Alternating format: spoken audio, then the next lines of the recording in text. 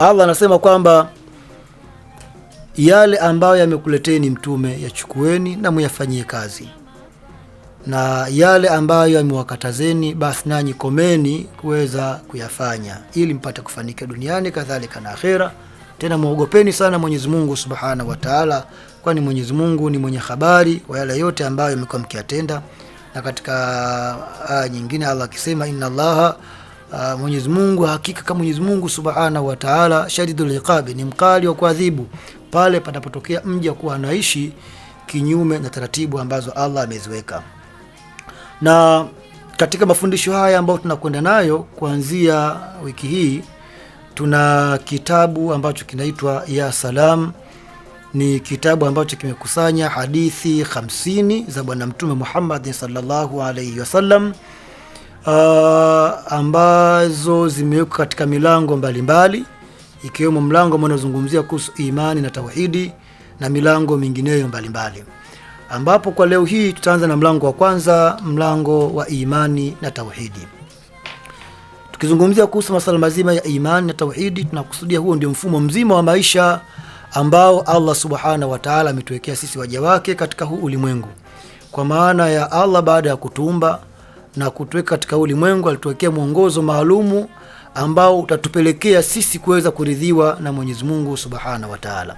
Na mwongozo huo ni mwongozo uliomo katika dini ya Kiislamu. Na dini ya Kiislamu imejengwa katika mifumo maalumu ya kidaraja. Kuna daraja la kwanza inaitwa daraja ya Uislamu.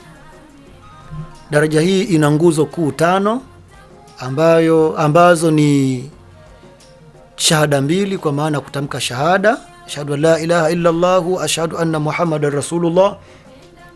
Lakini kuna nguzo ya pili, nguzo ya sala 5, ambazo ni maarufu katika maisha ya Waislamu na jamii kiujumla. Nguzo ya 3 ni kutoa zaka, nguzo ya 4 ni kufunga Ramadhani, na nguzo ya 5 ni kwenda kuhiji Maka. Hii inaitwa kama daraja ya kwanza katika daraja zile za dini ya Kiislamu. Lakini pia kuna daraja ya pili inaitwa darajatul imani, ambayo ni imani, ambayo ni daraja ina nguzo kuu 6. Nguzo ya kwanza kuamini uwepo wa Allah, ya pili kuamini uwepo wa malaika, ya 3 kuamini uwepo wa vitabu vya Allah Subhanahu wa Ta'ala, nguzo ya 4 kuamini uwepo wa mitume, ambao tunaambiwa takriban walikuwa mitume 124,000 kama riwaya nyingi zinavyoeleza. Nguzo ya 5 ni kuamini uwepo wa siku ya mwisho, na nguzo ya 6 kuamini qadar ya Allah Subhanahu wa Ta'ala. Hii ni nguzo au daraja la pili katika daraja zile za dini ya Kiislamu. Daraja la 3 na la mwisho ni daraja la ihsani, ambalo tunaambiwa daraja la ihsani alitafsiri Bwana Mtume Muhammad sallallahu alaihi wasallam kwamba ihsani ni kile kitendo cha mja kumwabudu Allah kana kwamba anamuona, na kama hamuoni basi aamini kwamba yeye anaonekanwa na Allah Subhanahu wa Ta'ala. Daraja hizi zimetafsiriwa na wazuoni kupitia katika hadithi ya Bwana Mtume sallallahu alaihi wasallam, hadithi ambayo ni maarufu sana ikiitwa kwamba ni hadithi ya maswali na majibu, maswali na usadikishaji. Hadithi ambayo ilipokelewa na Sayyidina Umar ibn al-Khattabi radhiyallahu anhu, ambayo ilikuwa ni Jibril alayhi salatu wasalam alikuja kwa Bwana Mtume Muhammad sallallahu alaihi wasallam kwa ajili ya kuja kutoa elimu maalum. Akamuuliza kuhusu Uislamu ni nini, akamueleza kwamba Uislamu ni zile nguzo 5, imani ni kitu gani, zile nguzo 6, na ihsan ni kitu gani. Mtume akabainisha kwamba anta'budallaha ka'annaka tarahu fa in lam takun tarahu fa innahu yaraka, kwamba ihsani ni wewe kumwabudu Allah Subhanahu wa Ta'ala kana kwamba unamuona, na kama umuoni basi amini kwamba kama Allah Subhanahu wa Ta'ala anakuona. Hadithi hii mwishoni kabisa Mtume sallallahu alaihi wasallam alimuuliza Umar ibn al-Khattab radhiyallahu anhu, atadri man sailu ya Umar, je, unamjua ni nani ambaye alikuwa anauliza? Umar akajibu, wallahu wa rasuluhu alam, Mwenyezi Mungu na mtume wake ndiye ambaye wanafahamu kwamba huyu muulizaji alikuwa ni nani. Mtume akaja kubainisha kwamba huyu alikuwa ni Jibril alayhi salatu wasalam, ambaye amekuja kwa lengo la kuja kuwafundisheni kuhusu dini yenu kuanzia ngazi ya kwanza, ya pili mpaka ngazi ya 3. Sasa tunafahamu kwamba jamii yetu tuliokuwa nayo wengi ni Waislamu, kwa maana kama tunatamka shahada, tunaswali sala 5 au tunazikubali sala 5, tunatoa zaka na sadakati, tunafunga Ramadhani, na wengine wanakwenda kufanya ibada ya hija, lakini kubakia na matendo hayo ni daraja ya kwanza ambayo mja inampa fursa ya kuweza kupata mafanikio mbele ya Mwenyezi Mungu Subhanahu wa Ta'ala, lakini haimhakikishii juu ya ufaulu wake. Ili aweze kufaulu sasa, ndipo anatakiwa ajitahidi asimame na haya mambo 5 ya nguzo za Uislamu, ili apande aingie katika daraja la imani. Akishafika katika daraja la imani, sasa ndio rasmi huyu anaanza kuwa na uhakika wa maisha yake ya ufaulu mbele ya Mwenyezi Mungu Subhanahu wa Ta'ala. Sasa tukizungumzia kuhusu imani, je, imani ni nini? Hapa ndipo tunapoanzia darasa letu la leo, katika hadithi ya kwanza kabisa ambayo imepokelewa kutoka kwa Umar ibn al-Khattab radhiyallahu anhu akisema, qala Rasulullah sallallahu alayhi wasallam, amesema mjumbe wa Allah naye ni mtume wetu Muhammad sallallahu alayhi wasallam, al-imanu an tu'mina billah. Tukizungumza imani, ni wewe kile kitendo cha kuamini uwepo wa Allah Subhanahu wa Ta'ala, kwamba katika nafsi yako, katika akili yako uingize na utambue kwamba Allah Subhanahu wa Ta'ala yupo, tena hamna shaka juu ya uwepo wake. Na hii inakuja katika imani za watu. Leo hii kuna baadhi ya watu wanaamini kwamba huende kama Mungu yupo, lakini haamini kwamba kama kweli Mwenyezi Mungu yupo. Kwa hiyo hata mambo yake mbalimbali anafanya, wacha nifanye ili kitokea kwamba kama yupo basi nikakutana naye nikiwa nimesalimika, kama hayupo basi takapotelea mbali.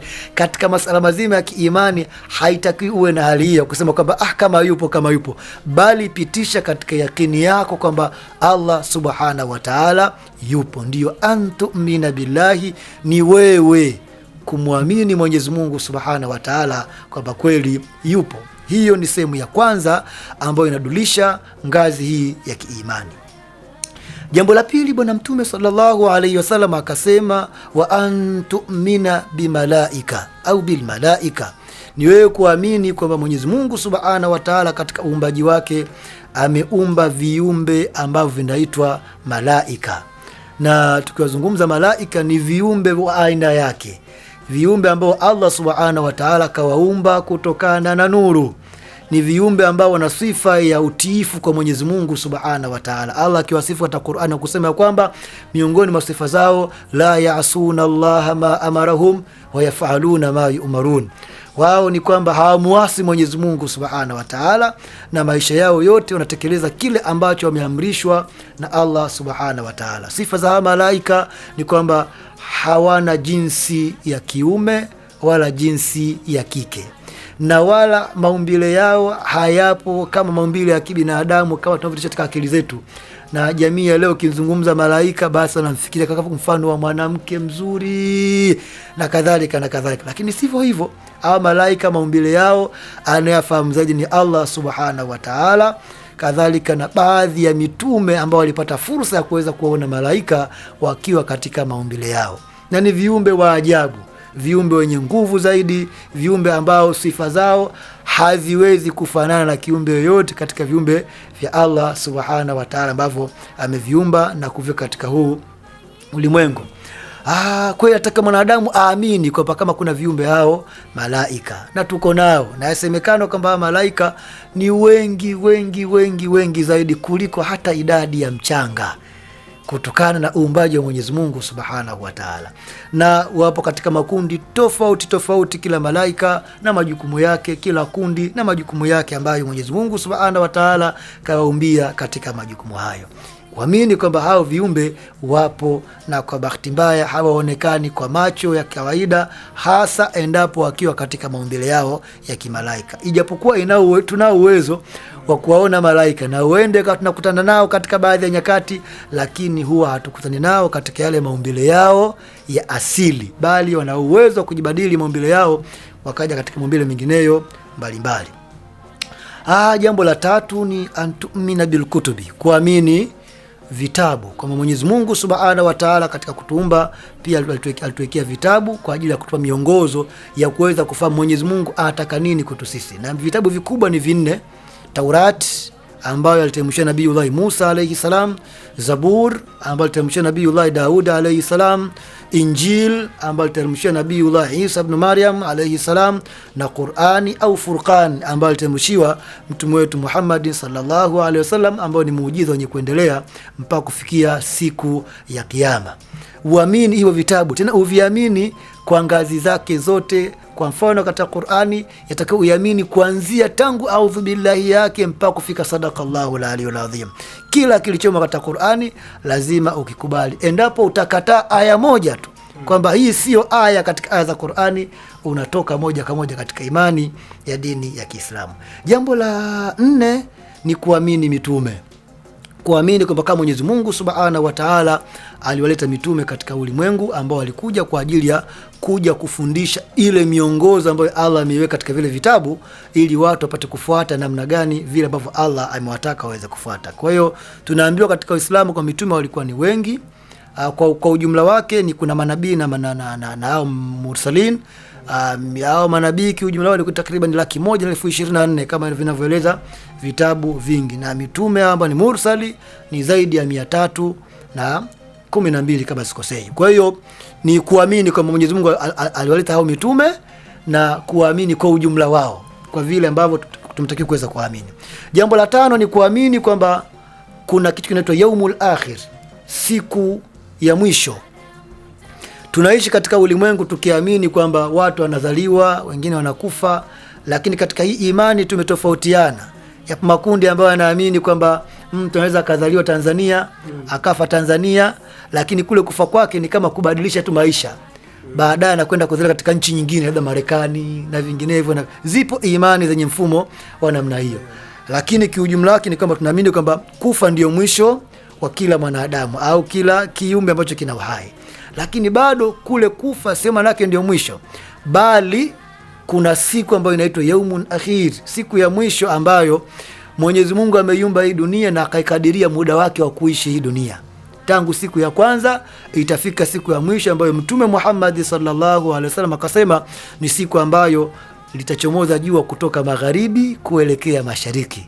Tofauti na hivi sasa tunachomoza kutoka mashariki kwenda magharibi. Hiyo ndio siku ya ufufuo na ndio siku ya kusimamishwa watu mbele ya Mwenyezi Mungu na kuhesabiwa, kadhalika na kwenda kuingia motoni wa motoni, peponi kwa wale watu wa peponi. Kwa kuamini kwamba ipo hiyo siku ambayo itakuwa dunia sasa imefika mwisho na yaanze maisha mapya ambayo hatuyafahamu yana uzito na wepesi kiasi gani. Na jambo la mwisho kabisa katika zile nguzo 6 za imani, katika hadithi yetu hii Mtume sallallahu alayhi wasallam anasema ya kwamba watu'mina bil qadari, Muislamu muumini atakiwa aamini kitu ambacho kinaitwa qadari, khairihi wa sharrihi, kuamini khairi ya hiyo qadari na kuamini shari ya hiyo qadari. Tukizungumza qadari ni nini? Qadari ni ule mpangilio wa Mwenyezi Mungu Subhanahu wa Ta'ala ambao kaukadiria. Kwa mfano mimi nazungumza Ustadh Nobi, hiki ambacho ninachokizungumza si kwamba kama ninakizungumza kwa utashi wangu, bali ni mpangilio wa Mwenyezi Mungu, kanipa nafasi ya kuweza kufanya. Allah kama angetaka isingekuwa hivi. Kanikadiria niishi duniani miaka 20, basi haitozidi miaka 20 wala kupungua. Kanikadiria katika maisha yangu nitakula labda kwa mfano mchele wenye uzito wa takriban kilo 300, basi sitozidisha hata kilo 300 na punje moja, kwa kuwa ndio kadirio la Allah. Mimi mwisho wangu katika mfumo wa namna hiyo. Katika maisha yangu nitaumwa, nitauguza, nitakutana na changamoto mbalimbali, nitafanikiwa. Haya yote ni makadirio ya Mwenyezi Mungu Subhanahu wa Ta'ala. Sasa hii qadari, subscribe kwa kubonyeza kitufe chekundu chini ya video hii na kisha bonyeza alama ya kengele ili uwe wa kwanza kupata kila kinachotokea muda wowote hapa Mashujaa TV.